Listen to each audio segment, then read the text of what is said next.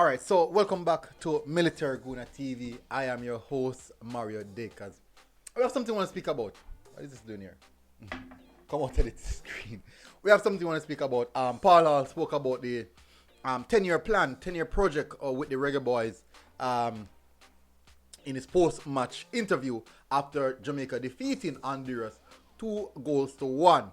Now, pretty much he said some pretty important stuff in that interview. I'm going to dissect it a little bit.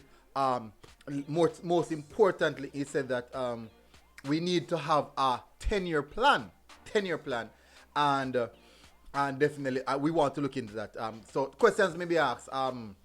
Is Paul Hall the man for that long-term vision?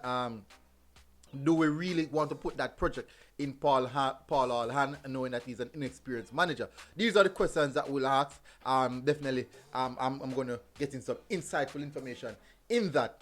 But before I get into the details, I would really appreciate it if you guys smash that like button and definitely share the video to at least one group, one of those football groups that you have.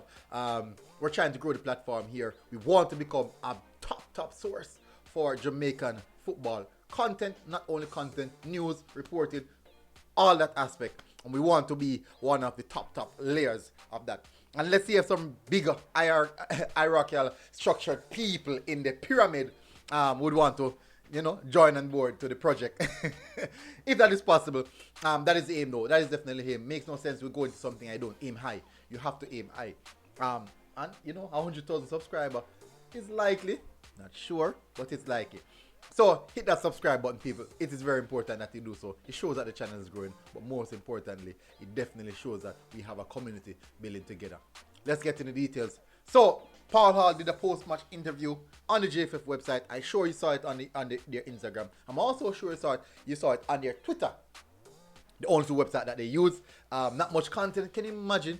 We won the game yesterday, and we're just seeing some few little. Anyway, people, if you want to see top content, go over to our Twitter. You can see it right here. Right here. Go over to our Twitter and also Instagram page. You will definitely get top quality content from the Reggae Boyz. Last game, last night, videos, pictures, all the good works. I didn't do an interview though, but you get all the good works right up there. A lot of them. Let's get into the details. All right. So Paula spoke about the 10-year project. 10-year project. First question: does this project really need to last for 10 years? That is the first question. In my opinion, this project can last maybe more than that, because we are trying to root out even the foundation, the bad foundation that was laid within the JDF, the JFF. Within the JFF structure. If you heard that a while ago, go in the comment section. Tell me what you heard. Within the JFF structure.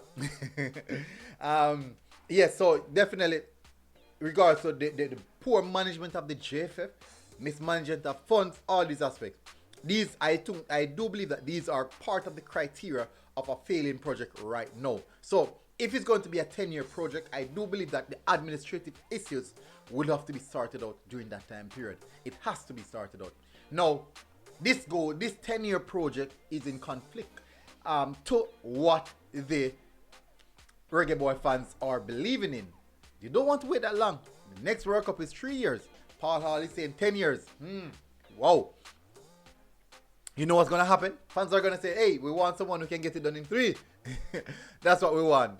We don't even business about the backroom issues, the administrative problems. We don't business about that. We want it done in 3 years so that we can go to the World Cup in the next in the fourth year. That's what we want.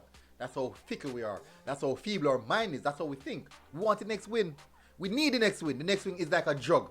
A win. Get this win. We get thirsty. Where's the next win? We lose. Oh no. I get that withdrawal.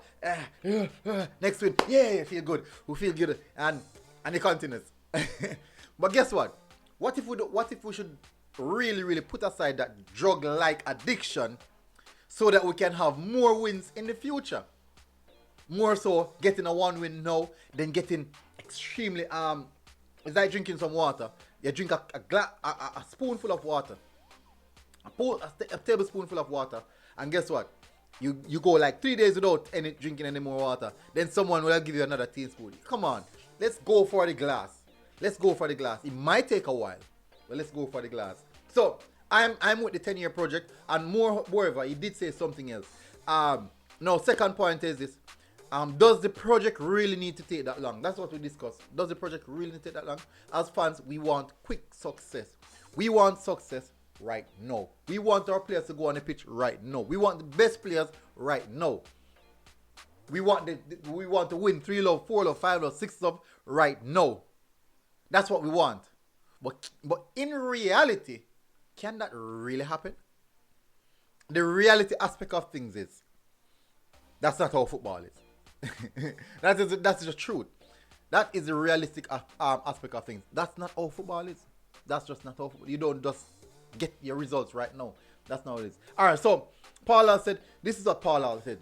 Quote: We need to use ourselves. We need to ask ourselves the right questions. Where are we going? What do we need to do? What are the next steps for Jamaica? Very, very good question. We have to do some form of self-conviction. Identify what we are doing wrong. What is the issues that we are facing? So he said, what are we? Where are we going? What's the main aim? What is the direction? What do we need to do? How are we going to get there? What are the things that are going to put in place so that we can move from point A, which is losing game, to point B, winning more consistent game? How are we going to get there? And then now he said, what are the next steps for Jamaica? Which is, what should we do right now to start the process? These are the questions that he's asking. He said, we must ask ourselves these questions. Secondly, he said, we need to have a 10-year plan. Just mentioned that in the start of the video. 10-year plan. Now, this is the key aspect of it. He said, measure that plan as we go along.